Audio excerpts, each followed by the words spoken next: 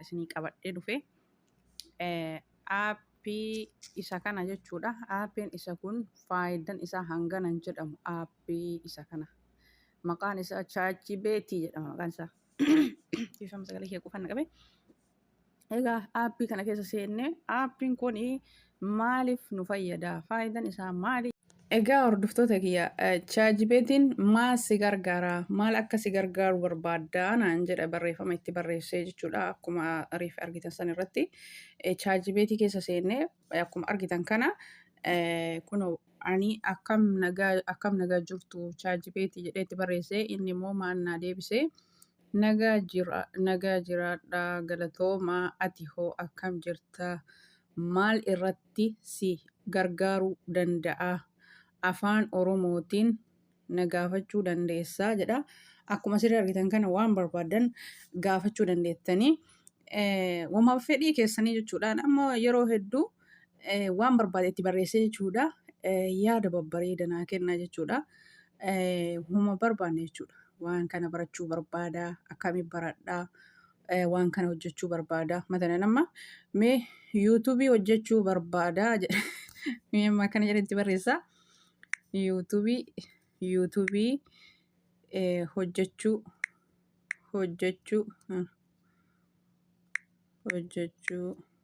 jechuu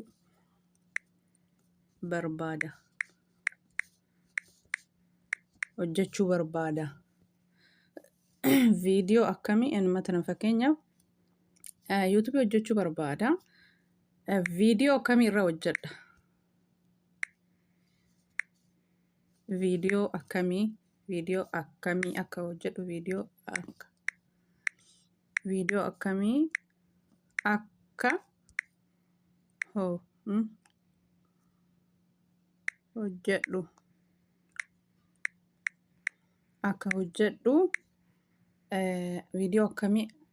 akkamii akka hojjedhu naaf himi.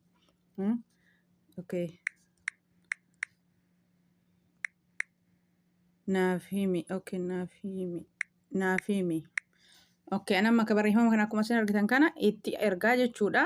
Inni barreeffama kana naa deebisaa jechuudha. ChatGPT faayidaan isaa hangana hin jedhamu. By the way, faayidaan isaa hangana hin jedhamu.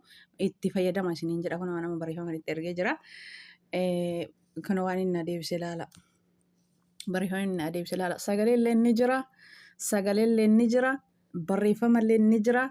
Akka fedha keessaniitti barbaadan sagalee dhageeffattan barbaadan immoo barreeffama dubbistanii ayyee barreeffama kana immoo walumaan dubbisnaa. Yoo ati yuutuubii irratti barbaadda viidiyoo akkamitti hojjedha jechuu keetii akkamitti hojjedha jechuu keetii ta'ee akkana gochuu dandeessaa. Tokkoffaa aappii yuutuubii bani.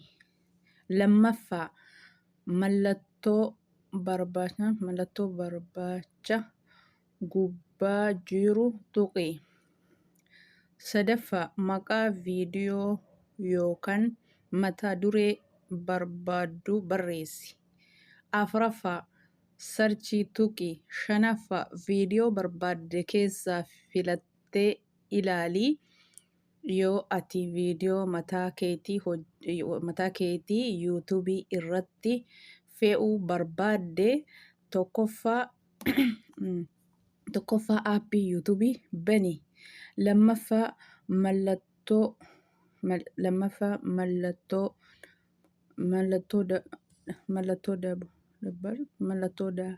dabaluu yookaan kireet jedhu tuqi. Sadaffaa upload viidiyoo filadhu. Afuraffaa viidiyoo bilbila kee keessatti filadhu. Shanaffaa mata duree taayitilii fi ibsa diskiripshinii barreessi. Jahaffaa upload yookaan publish tuqi. Gaafiin kee kana ol yoo ta'e maal jechuu akka barbaadde naaf ibsi. Afaan Oromootiin siif ibsa. Okay, faayidaan isaa hangana hin jedhamu. Ani faayidaa isaa muraasa kana isinitti agarsiisee jechuudha. ChatGPT ani yuutuubii hojjechuu barbaada. Maaf viidiyoo akkamii irraa hojjedhaa jedheetiniin barreeffama itti erge. Barreeffama itti erge inni kun barreeffama kana naa deebisee kun barreeffama itti erge ilaala. Yuutuubii hojjechuu barbaada. Viidiyoo akkamii akka hojjedhu naaf himi ChatGPT jedhee itti barreesse. Inni gabaabama barreeffama kana naaf barreesse jechuudha. ChatGPT jechuun dhugaa barsiisaadha jechuudha. Kanaaf aappii kanatti gadi buufadhaa akkasuma kiniinii garaagaraa kan hin beekne yeroo isin dhukkube ajajattanii arabdoonni fuutee kiniinii nama waggaa 100, kiniinii nama waggaa 50, kiniinii nama waggaa 60 fuutee isinitti cuqqaaltu osoo hin beekin. Maalitti beekna ree nuti maalitti irraa beekna hin beeknu barnoota keenya biyyatti findheen dhufne ingiliffa 100% hin baranne asuma fuudhanii kiniinii yeroon irraa deemee fi kiniinii ofii isaaniitti itti fayyadama. Kiniiniin kun kan dhibee maaliitii kan irraa hin beekne fa'aa fuudhanii nu kennanii jechuudha. Hatta banaadooriin kun Panaadool fi Fadoor waa lamatu jira jechuudha. Yeroo mataan nama sarratanyaa dhukkube, yeroo sarratanyaan hojii dadhabde kanuma fuudhanii itti kennan. Kiniiniin kun immoo bowwoo san irraa galcha jechuudha. Kiniiniin kun gizeen isaa irraa deemu moo irraa hin deemne gizeen isaa irra tariika jedhan. Tariika kallasoo lamaa kallas jedhanii irra jira. Gizeen isaa irraa deemu irraa hin deemne kan jedhu jechuudha. Kiniinii san finnee suuraa kaafnee bakka amma isinitti agarsiise kana iddoo mallattoo iddoo tana tu'inee suuraa keenya awwala kiniinii san kaafnee bakka kana tu'inee bakka gaalarii nu geessa jechuudha. Iddoo kana yoo tu'in sana suuraa san finnee itti erginee kiniiniin kun faayidaan isaa maali? Yeroon isaa irraa dhumate moo irraan dhumanne ganaa jira moo irraa dhumatee jira kan jedhu hin gaafannaa jechuudha. ChatGPTitti ergine. ChatGPTin immoo haaluma salphaan kiniinii kana afaan Oromootitti hiikee kiniiniin kun faayidaan isaa akka kana. Hatta kireemii fuulaa haa ta'u, kireemii jismii haa ta'u, kireemii mataa haa ta'u, kireemiin kunuyyuu shaamboon kunuyyuu balsamii kuni balsamiidha kuni shaamboodha, kuni mataa jajjabeessaa, kuni mataa laaffisaa kan jedhamu waan hundanuu hiikaa jechuudha. Dhugaa anaaf aappii kana wanni akka aappii kana nutti tole hin jiru jechuudha. Aappiidhaan dhufe keessaa faayidaa hangana hin jedhamne qaba. Wanta nun beekne maalinni hatta barreeffama tokko arabdoonni yoo nutti ergite yoo waan hun jette barreeffama san hin beeknu yeroo dheeraa barreeffama san maal akka ta'e hin beeknu callisnee ilaalee maal dhiifne jechuudha. Barreeffama san as finnee iskiriinshoot goone ChatGPT ergine ChatGPT nu hiikee barreeffama san namni sun maal akka nuun jedhe osoo nu arrabsellee hin beeknu namni sun osoo nu arrabsellee hin beeknu waan nuun jedhe sina. Osoo waan birallee nuun jedhe hin beeknu namni sun maal akka nuun jedhe ingiliffaan ta'e arabiffaan ta'e namni sun maal akka nuun jedhe hin beeknu. Garuu finnee barreeffama ChatGPTitti ergine maalii jedha ChatGPT barreeffamni kun afaan Oromootiin naa hiikoo jenne haaluma salphatti barreeffamni kun akkana jedha wanti sababni isaa akkana jedhe sagalee fi barreeffama nuukaa. Warroonni dubbisan dandeenye immoo hin dhiphatina. Bakka sagalee kana argitanii bakka sagalee kana banattanii isinii dubbatuu danda'a kun iddoo sagalee kana. Amma eenyu waan ani rikoordi. 1. Api YouTube bani. 2. Malatu barbacha bachuki. Maka video yokan maturi barbadu barisi. 4. Search tuki. Video barbade kesa filate ilali. Yuati video mata kiti YouTube irati filf barbade. Api YouTube bani. Malatu da balu you can create jedhutuki. Upload video filadu. 4. Video bilbila kesa filadu. 5. Fi ipsa. 6. Upload yokaan publish tuki. Gafin ke kana olyotae maljeshu akka barbade naaf ibsi. Afaan Oromoti siif ibsa. Dhageettanii afaan Oromooti warri dubbifachuullee hin dandeenye afaan Oromooti hin dhiphatin akka barbaadanitti warri dubbifachuu hin dandeenyellee hin dhiphatin sagalee makunoo iddoo tana tuqxanii dhageeffattanii waan barbaadanitti ergitanii barreeffama namni isinii erge hunda isaatu isinitti kopp isinii godheetanii sagalee barreeffama isinii kaaya. Aappiin kun barsiisaadha. Aappii ajaa'ibaati. Hundi keessanuu aappii kana gadi buufadhaa waan barbaadan itti ergaa waan barbaadan hojjechuu yoo barbaadan waan barbaadan gaafachuu barbaadan aappii kana gaafattanii waan isin barbaadan aappii kana ifa godhee isin ibsa jechuudha. Kiniinii dawaa garaagaraa kireemii garaagaraa shaamboo garaagaraa suuraa kaasatii itti erga.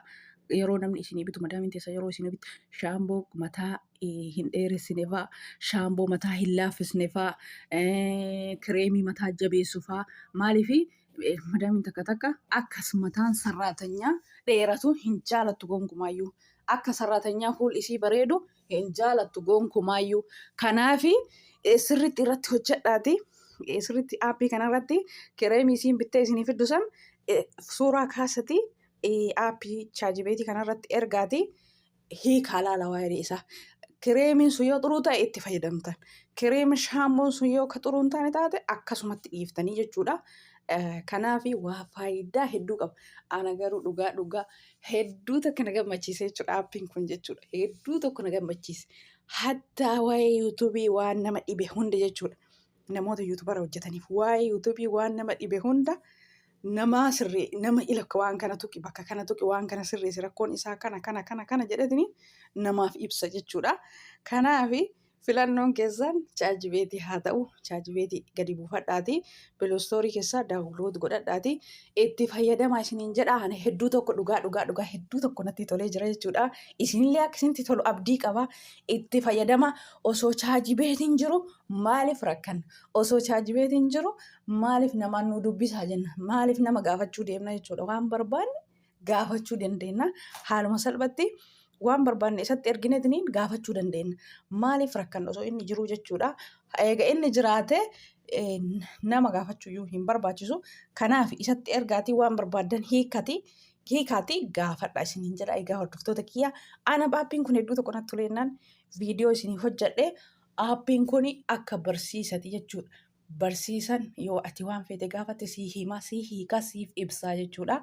Ingiliffaallee yoo barbaadde afaan kana barreeffama kan Ingiliffaa waan barnoota baratuu barbaade tokkollee deemi aappii akkanaa buufadhuuti akka yeroo gabaabaa keessatti Ingiliffa barattu siin jedha.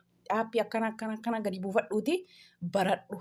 Kan afaan Oromoo hin beekne illee akkamitti afaan Oromoo barachuu danda'a? Akkamitti kana barachuu danda'a jettanii yoo itti himtan ChatGPT'n hooma kamiyyuu nama gargaaruuf qophiidhaa isiniin jedha. Aniin arge yeroo hunda mee kana naa hiiki jedhee keessattoon afaan arabii dubbisuu hin danda'u. Afaan Oromoo malee. Kana naa hiiki jedhee afaan arabiffaatiin afaan ingiliffaatiin yeroo ani itti ergu inni afaan oromootiin deebise waa hundaayyuu naa hiika ana dhugaa. Aappiin kun hedduu tokko natti tole jechuudha. Isinillee akka isinitti tolu abdii qaba. Warri isinitti tole laayikii godhaa. Koomantii jalatti yaada keessan barreessaa. Waan barbaaddan itti ergaa gaafadha. Isinuu eegas yoo itti aappii kana gabbuufattanii waan barbaaddan itti ergitanii afaan oromootiin isinii eeke aappii kanatti akka gammaddan deebitanii koomantii kee jalatti akka barreessitan abdii qabaa isiniin jedha. Namoonni gaafii garaagaraallee na gaafattan aappii akkana faayidaa qabu namatti tolu kana isinii irra hojjechuuf ta'a. Garuu chaayinaalii kee riippoortii waan ta'ee jiruuf piliis riippoostii godhaatii laayikii godhaa sheerii godhaa viidiyoo kiyyallee naaf ilaala akka vaayiraaliin bahu jechuudha. Akka vaayiraaliin bahu taasisa. Yoo isin haamilee naa taatan jabeessitan viidiyoon kee akka vaayiraaliin bahu taasistan anillee cimeetinii waan nama fayyadu irra hojjetuu yaada. Kanaafi piliis viidiyoo kee riippoostii godhaa laayikii godhaa sheerii godhaa akka viidiyoon kee vaayiraalii bahu naa taasisa isiniin jedha. Isinitti haa talu. Egaa viidiyoon kee kana fakkaata asuma irratti xumura waan na dhaggeeffattaniif hedduu tokko naaf galatooma. Haga viidiyoo biraatii walitti deebinutti filannoon keessan ChatGPT kana haa ta'u turtii gaarii naa tura isiniin jedha. Haga viidiyoo biraatii walitti deebinutti nagayaan naaf tura. Baay baay isiniin jedha faamilee.